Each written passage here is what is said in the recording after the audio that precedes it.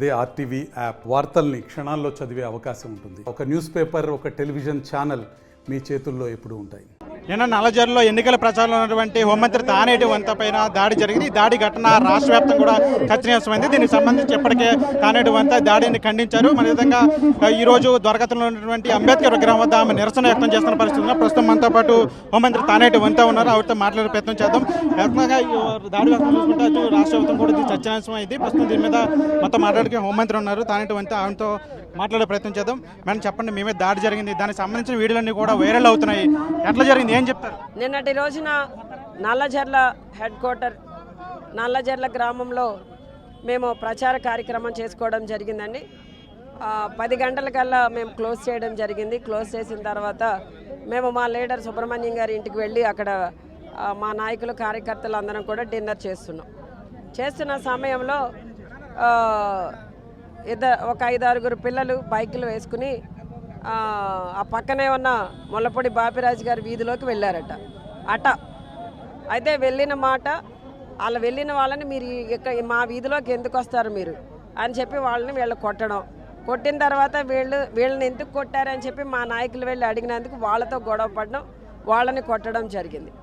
ఈ జరిగిన సంఘటన మా వాళ్ళు నాకు చెప్పిన తర్వాత సరే మీరేమి ఇబ్బంది పడకండి, ఇబ్బంది పడిన వాళ్ళు ఏమన్నా హాస్పిటల్కి తీసుకువెళ్ళండి అని చెప్పడం జరిగింది. ఈ లోపల సుబ్రహ్మణ్యం గారి ఇంటి దగ్గర మేము వెయిట్ చేస్తున్నాము. అటువైపు వెళుతూ వీళ్ళంతా కూడా రాళ్ళు విసరడం జరిగింది. రాళ్ళు విసిరిన తర్వాత కూడా మా వాళ్ళు గొడవ పడడానికి రెడీ అవుతూ వద్దొద్దు, గొడవ పడద్దు, మీరంతా సమన్వయం పాటించండి, పోనీలే ప్రోగ్రామ్స్ అన్నీ కూడా సక్సెస్ అవడంతో వాళ్ళందరికీ కూడా ఓటమి భయం పట్టుకుంది, అందుకని అట్లా చేస్తున్నారు, మీరేమి ఇదవద్దు అని చెప్పడంతో వాళ్ళంతా కూల్గానే ఉన్నారు. ఈ లోపల సడన్గా ఒక 10-15 మినిట్స్లో ఒక 40 మంది 50 మంది ఆ లోపల ఉంటారండి.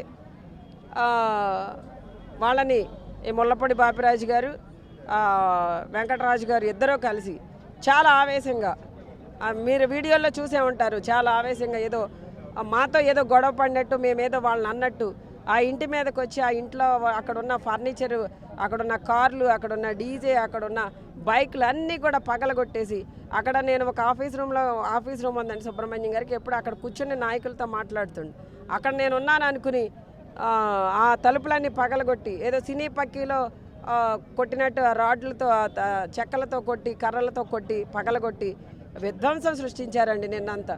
అంటే భయోందోళనకు గురి చేయాలి మా వైసీపీ నాయకులని, కార్యకర్తలని కంకణం కట్టుకుని ఈ రౌడీ రాజకీయాలు చేస్తూ ఈ రోజున వాళ్ళంతా కూడా వాళ్ళేదో పట్టు సాధించాలని, వాళ్ళేదో సింపతిని సంపాదించాలని ఏదో ప్రయత్నం చేస్తున్నారు. కానీ ఈ రోజున ప్రజలు ఎవరు కూడా అమాయకులుగా లేరండి, అందరికీ కూడా అవగాహన ఉంది. ఎవరు ఏంటంటే ఎంత చేసి మళ్ళీ మా మీద దాడి చేసి మళ్ళీ నేను ఇటువైపు రూమ్లో ఉన్నానని తెలుసుకుని అక్కడికి వచ్చే ప్రయత్నం చేసినప్పుడు మా సెక్యూరిటీ అంతా అడ్డుకోవడం జరిగింది. అక్కడ నుండి వాళ్ళు వెనుతిరిగి మా నాయకుడు యువరాజు అని ఉన్నారు, ఆయన ఇంటి మీదకి పోయారు, అక్కడ వెళ్ళి దాడి చేశారు. అంటే ఏంటండి వీళ్ళ ఉద్దేశం ఏంటి? వీళ్ళ ఉద్దేశపూర్వకంగానే ఈ రోజున ఈ విధంగా చేయడం జరుగుతుంది. మళ్ళీ ఏమీ తెలియనట్టు వెంటనే లైవ్లు పెట్టి వైసీపీ వాళ్ళే గోండా రాజకీయాలు చేసేస్తున్నారు, వాళ్ళని ఏదో ప్రచారం చేసుకుంటుంటేనంటే కవ్వింపు చర్యలు చేస్తున్నామంట. మేము వెళ్తున్నప్పుడు చాలామంది టీడీపీ వాళ్ళు మా ర్యాలీలోనే ఉంటున్నారండి, బైకులు వేసుకుని మాతోనే ఉండి మమ్మల్ని ఇబ్బంది పెడుతున్నారు, ఎదురొస్తున్నారు, గిరగిరా తిరుగుతున్నారు, పక్క నుండి అరుస్తున్నారు. అయినా మేము ఓపికగా లేమా? వాళ్ళు ఏం చేశారు? ఆ కుర్రగాళ్ళని పట్టుకుని కొట్టేస్తారా? ఇదేనా వాళ్ళకున్న సంస్కృతి సాంప్రదాయం? అంటే కనీసం వాళ్ళకున్న సీనియారిటీ కూడా ఏమి గుర్తు రాలేదా? మేము ఎంత లీడర్లం, అంత పెద్ద లీడర్లం అని చెప్పుకుంటారు కదా, ఆ పిల్లగాళ్ళని కొట్టవలసిన పని ఏంటి? అసలు తప్పులన్నీ వాళ్ళు చేసి మళ్ళీ ఏదో మేము తప్పు చేశామని ఏదో పోలీసులు అంతా మాకేదో కొమ్ము కాసేస్తున్నారని మాట్లాడుతున్నారు. ఏం పద్ధతి అండి ఇది? అంటే మీరు అభ్యర్థిగా కంటే మీరు రాష్ట్ర హోంమంత్రిగా ఉన్నారు, సాక్షాత్తు అందులో మహిళ, సాక్షాత్ హోంమంత్రి మీద ఎట్లాంటి దాడి చేయడం ఎట్లా చూస్తారు? అంటే ఈ రోజున హోంమంత్రి అని, ఒక మహిళ అని, ఒక దళిత మహిళ అని ఏమి ఎథిక్స్ లేవండి. ఎంతసేపు కూడా వీళ్ళ రాజకీయం, వీళ్ళ నీచ నికృష్టమైన రాజకీయం చేయడం కోసం వీళ్ళు ఎంతకైనా దిగజారిపోతారు. ఈ రోజున వాళ్ళకి కావాల్సింది అధికార దాహంతో ఉన్నారు. జగనన్న మీద దాడి చేసిన వాళ్ళు నా మీద దాడి చేయడం అనేది పెద్ద ఎక్కువేం కాదండి. నా మీద ఇంకా ఈజీగా చేయగలరు, నా మీద కుట్రలు ఇంకా ఈజీగా చేయగలరు. అది పెద్ద సమస్య ఏమీ కాదు. వాళ్ళకి కుట్రలు చేయడం, దాడులు చేయడం, వెన్నతో పెట్టిన విద్య, ఇవన్నీ చేసి మళ్ళీ మేమే చేసుకున్నామని చెప్పడం అనేది ఇంకా గొప్ప విషయం. వాళ్ళు అంటే ఏదైనా మాట్లాడగలరు, ఏదైనా చేయగలరు. వాళ్ళకి అదంతా కూడా బాగా అలవాటు. నిన్న జరిగిన గొడవలో కార్యకర్తలు నేరుగా అభ్యర్థి టీడీపీ అభ్యర్థి మద్దిపాటి వెంకటరాజు వచ్చి నేరుగా కార్యకర్తలు రెచ్చగొట్టిన పరిస్థితి ఎట్లా చూస్తారు? అంటే ఈ రోజున ఒక లీడర్, ఏ పార్టీకైనా ఒక లీడర్ అనేవాడు ఒక బాధ్యతను మోస్తున్నప్పుడు, ఒక ప్రముఖమైన స్థానంలో ఉన్నప్పుడు చాలా ఓపికగా ఉండాలి, చాలా సహనంతో ఉండాలి, ప్రతి ఒక్కరిని సమన్వయం చేసుకుంటూ వెళ్ళాలి. ఈ రోజున ఆ లక్షణాలు ఏమీ కూడా వెంకటరాజు గారి అనే ఆయనకి లేవు. అంత ఆవేశపడుతూ వచ్చేసి మా మీద దాడి చేసే పరిస్థితికి దిగజారిపోయాడంటే మరి ఆయన రేపొద్దున పొరపాటున ఏదైనా ఆయన గెలిస్తే ఈ నియోజకవర్గాన్ని, ఈ నియోజకవర్గ ప్రజలను ఏం చేస్తాడో అనేది చాలా భయం ఇక్కడ ఉన్న ప్రజలకి అందరికీ ఉందండి. మీ మీద దాడి జరిగిందని చెప్పి అటు మీ అమ్మాయిలు కానీ కార్యకర్తలు కానీ ఆగ్రహావేశాలతో ఉన్నారు, వాళ్ళని ఎట్లా సమన్వయం చేయాలి? రాత్రి వాళ్ళందరినీ కూడా సముదాయించడానికి, అంటే ఈ దాడి ఎప్పుడు జరిగింది అనుకుంటున్నారు? 11-11:30 మధ్యలో జరిగింది. జరిగినప్పుడు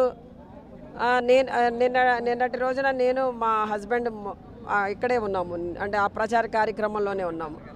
మేమంతా కూడా ఇద్దరము, మళ్ళీ మా నాయకులు అందరూ, సుబ్రహ్మణ్యం గారు, రమేష్ గారు, గగన్ శ్రీను గారు, ఇలాంటి వాళ్ళందరూ కూడా కార్యకర్తలు చాలా ఆవేశంగా వాళ్ళందరూ మన ఇంటి మీదకి వచ్చారు. నాయకుడు యువరాజు ఇంటి మీదకి వెళ్ళారు కనుక మేము కూడా వాళ్ళ మీద గొడవ పడతామని చాలా ఆవేశంతో ఉంటే వాళ్ళందరినీ కూడా కూల్ చేసి కూర్చోబెట్టి వాళ్ళందరికీ కౌన్సిలింగ్ ఇచ్చి తెల్లవారుజామున 5 గంటలకు వెళ్ళానండి నేను ఇంటికి.